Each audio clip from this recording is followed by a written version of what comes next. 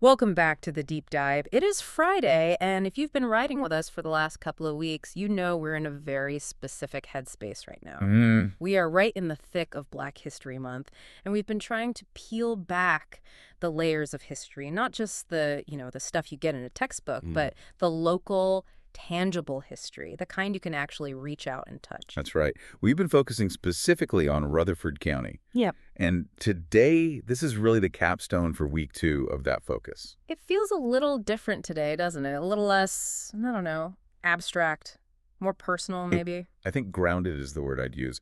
We're moving away from these sort of broad timelines and general themes, and we're really zooming in on something very specific. Yeah. The source material you sent over for this deep dive revolves around a metaphor that I haven't been able to get it out of my head. They call it a living chain.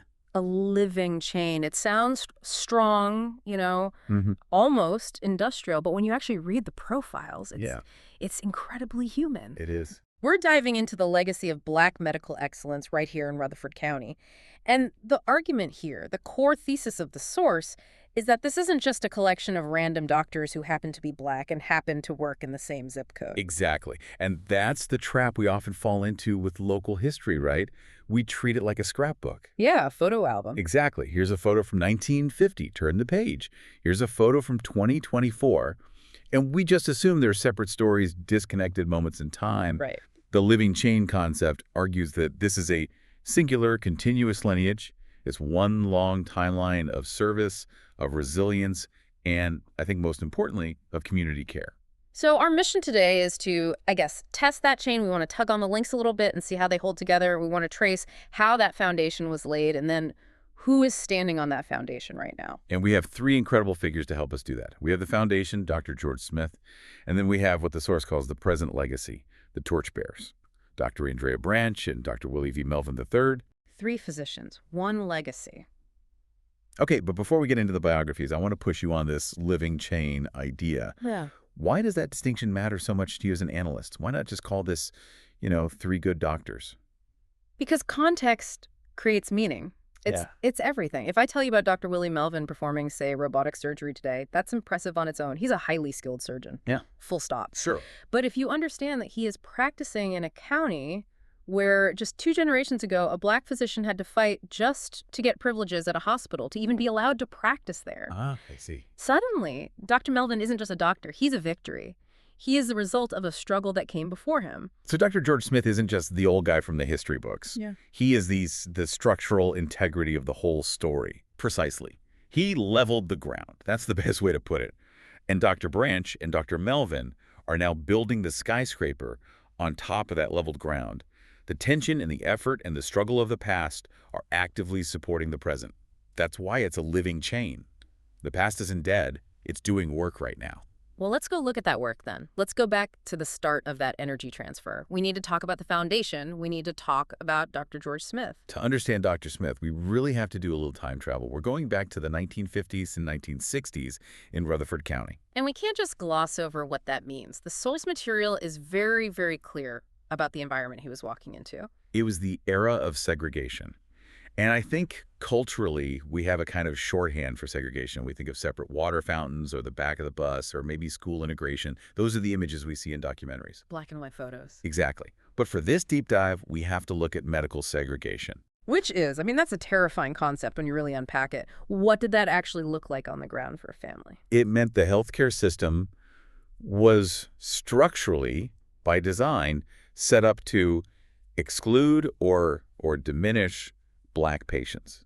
We're talking about separate waiting rooms, if you could even get in at all. Right. We're talking about hospitals that might stabilize you in an emergency room, but wouldn't admit you to a room because the Black ward was full. Or maybe they didn't even have one. So it wasn't just social awkwardness or an inconvenience. This was literally life and death. It was clinical. It was systemic. Mhm. Access was unequal. Treatment protocols were unequal. And therefore, outcomes were unequal. If you were a Black family in Rutherford County in, say, 1955, and your child got sick in the middle of the night, the system was not built to save them. Wow. It was a landscape of enormous, almost insurmountable barriers. And into that landscape steps Dr. George Smith. One of the very first Black physicians in Rutherford County. And I just want you to picture what that requires of a person. It's not just about being smart enough to pass medical school. It's about walking into a town that is legally and socially hostile to your very presence and saying, with your actions, I am here to heal. The source material describes him as a lifeline, and that word feels so specific. A lifeline is something you throw to someone who is actively drowning. That's exactly what he was. He wasn't just opening a practice, he was filling a vacuum of care. The text mentions, very specifically, that he made house calls. Midnight house calls. Let's just pause on that for a second. Midnight house calls. In the 1950s South. Yeah, I wrote that down too. My first thought was, wow, he worked hard. But my second thought was, wait a minute. A black man driving alone on dark country roads at 2 o'clock in the morning in a segregated county. You see the layers of risk there. You see, right. Yeah. That isn't just a medical service. That is a profound act of physical courage. It's an act of defiance, almost. In a way, it is. He is leaving the relative safety of his own home to go to patients who might not be able to get to him, or, just as likely, who might be afraid to even try to go to the hospital. He's navigating a hostile environment just to provide basic care. And he wasn't doing it to get rich, apparently. The source makes a point of noting that he treated families regardless of their ability to pay. That's that community care aspect we mentioned. And economically, you have to understand, that's a nightmare for a private practice. Medicine is a business. Overhead is high. You have staff, supplies, rent. Of course. But Dr. Smith operated with what I call the economics of empathy. He understood that if he demanded payment up front from a sharecropper family whose child had pneumonia, It'd just stay home. he'd stay home and die. So he took the loss. He treated the child. He absorbed the cost so the community could survive. He did. And despite all that pressure, the financial strain, the racial tension, the midnight drives, the sheer exhaustion, the description of his personality in the source is what's so fascinating to me. A calm voice and a steady hand. Does that sound like a man under siege? No, not at all. It sounds like a man completely in control. And that's the power of his legacy, I think. In a world that was chaotic and unfair and frightening for his patients, Dr. Smith provided a pocket of stability. When you walked into his office or when he walked into your living room at 2 a.m., the chaos stopped. He had a steady hand. He changed the dynamic for black families because he treated them with a dignity that the rest of the world was actively denying them. He saw them as fully human, and that matters. And that dignity left a mark, a deep one. It wasn't just a memory that faded away when he retired. There's a very tangible, very permanent acknowledgement of his legacy right now, today, at Ascension St. Thomas, Rutherford. There is. And this is where we see the institution, decades later, catching up to the man. They named the entire 8th floor after him. The Dr. George Smith floor? Not a plaque, not a wing. An entire floor.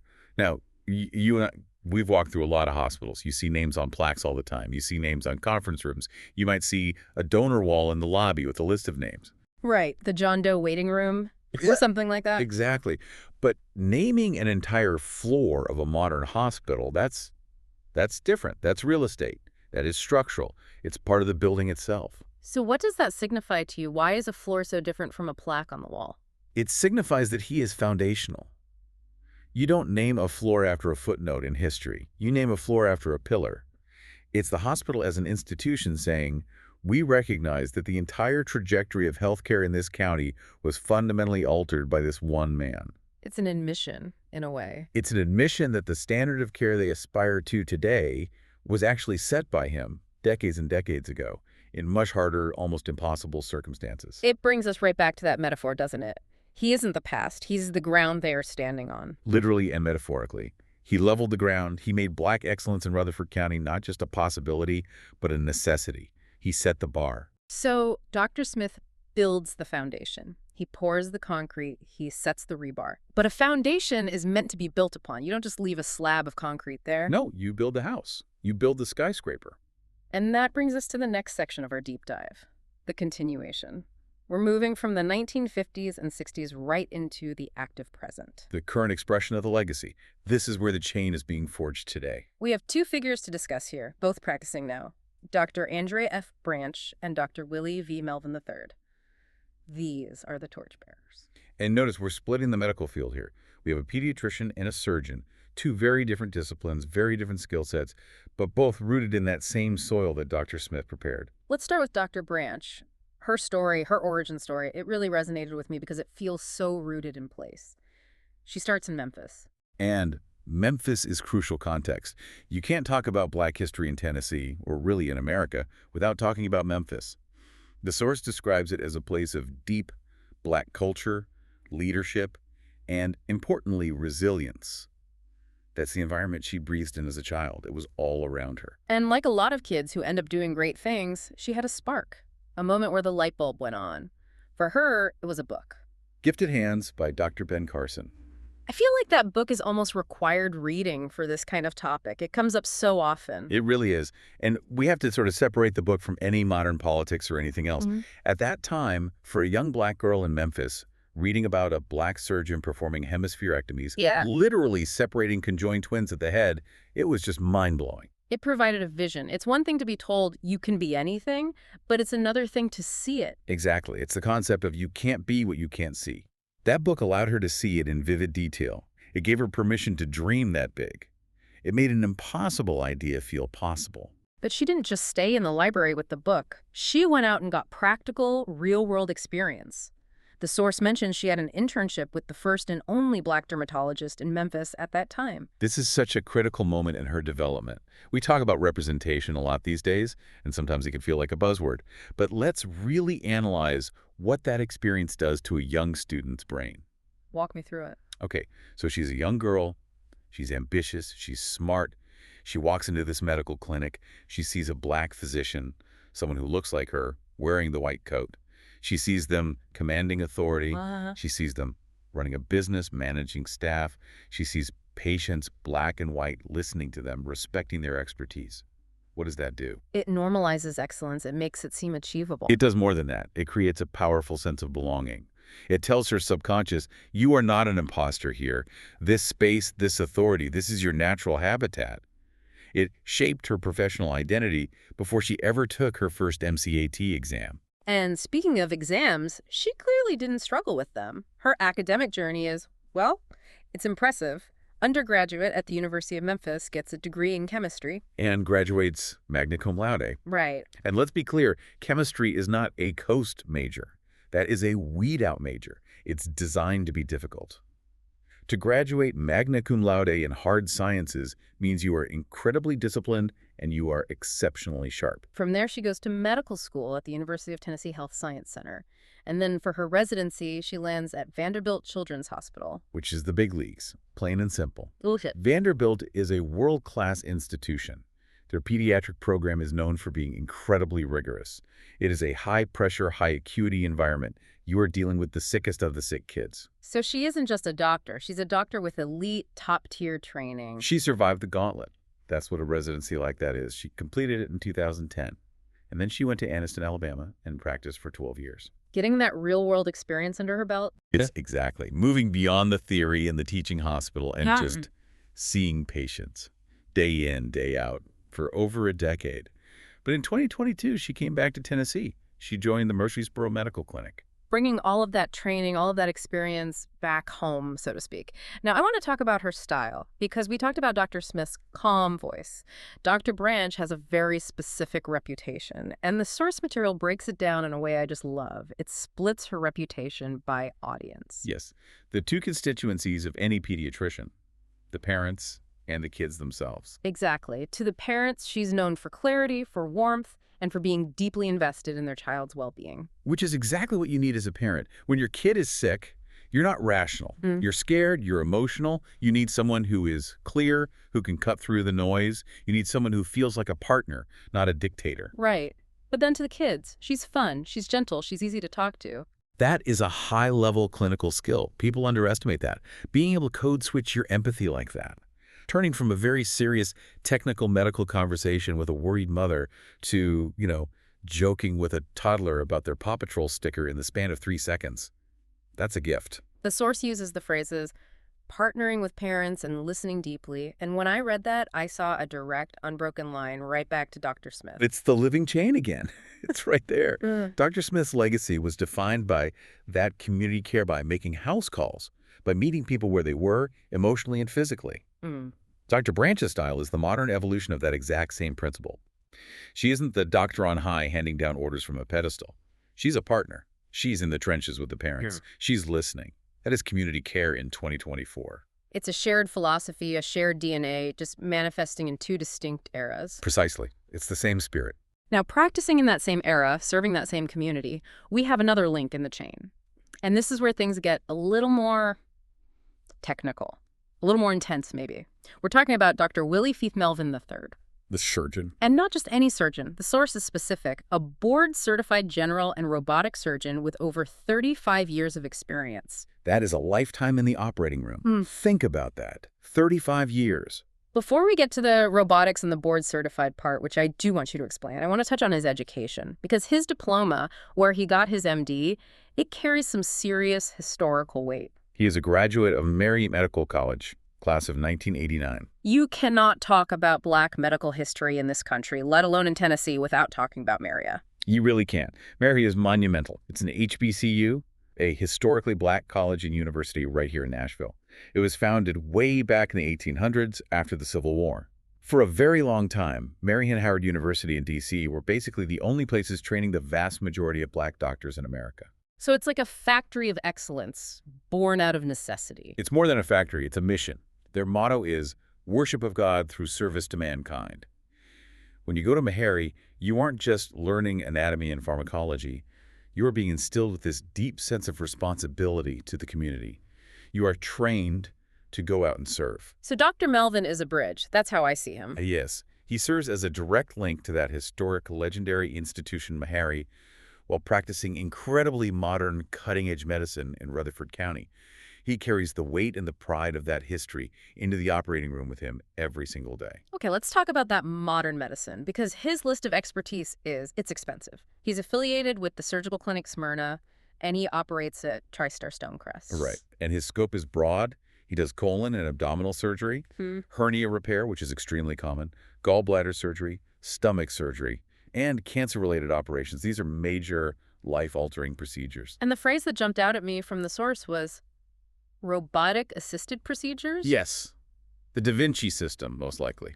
Now, for the listener who hears robotic surgery and imagines, I don't know, C-3PO from Star Wars holding a scalpel, can you break down what that actually means? That's a great image. But no, it's not a robot doing the surgery on its own. The surgeon is still 100% in control every second. But instead of standing over the patient with handheld tools, the surgeon sits at a console, maybe a few feet away. Okay. They look into a high-definition 3D viewer, which gives them this incredibly magnified view of the surgical site. And they use hand controls to manipulate these very small, very precise robotic arms that are inside the patient. So it's like giving the surgeon super hands. That's a perfect way to describe it. Exactly. The robot can rotate its wrist in ways a human hand physically can't. It eliminates any tiny natural tremors that even the best surgeon has. It allows for tiny, tiny incisions. And for the patient, that means what? Less pain, less blood loss, Yep. less scarring, and a much, much faster recovery. It is the absolute cutting edge of surgical technology. And Dr. Melvin isn't just dabbling in it, he's a master of it. Literally. The source highlights that he has been recognized as a master surgeon and a surgeon of excellence, specifically in hernia surgery. What do those titles actually mean? Is that just, a nice certificate you print off the internet and hang on your wall? No, not at all. Those are accredited third-party designations. An independent board, the Surgical Review Corporation, reviews your data. Anonymized data, of course. And what are they looking for? They look at your volume. How many of these specific surgeries you do? You have to do a lot to even be considered. And then they look to your outcomes. How did the patients do? What was your complication rate, your infection rate? Did patients have to come back for a revision? To get master surgeon status, you have to prove with data that your results are consistently superior to the national average. So he has the deep history of Meharry behind him and the advanced technology of the future in his hands. It is a profoundly powerful combination. But again, and this is the theme that keeps coming up, just like with Dr. Smith and Dr. Branch, the source material pivots from the technical to the human. We have this high-tech, data-proven robotic surgeon. But how is his bedside manner described? Calm, steady, clear, compassionate. Does that ring a bell for you? It sounds exactly like the description of Dr. George Smith, doesn't it? It really does. A calm voice and a steady hand, decades apart. Think about the narrative tension of surgery for a moment. As a patient or as a family member waiting, surgery is a moment of supreme vulnerability. You are terrified, you're literally stripping down, you're going under anesthesia, you're giving up all control of your own body to someone else. It's the highest stakes imaginable for a regular person's life. In that moment, you don't really care about the robot or the 3D viewer. You care about the human being who is controlling it. You need an anchor in that storm of fear. You need someone who absorbs your anxiety and projects confidence and competence. Dr. Melvin's presence, that calm and steady demeanor, acts as that anchor for families. It's just striking to me how that specific character trait, that calmness, that steadiness, recurs across the generations. From the danger of midnight house calls in the 1950s to the high-pressure environment of the robotic surgery suite in 2024. It suggests that excellence in this living chain, in this particular legacy, isn't just about medical knowledge or technical skill. It's about demeanor. It's about how you hold space for people who are suffering. It's a presence that says, without words, I have you. You are safe.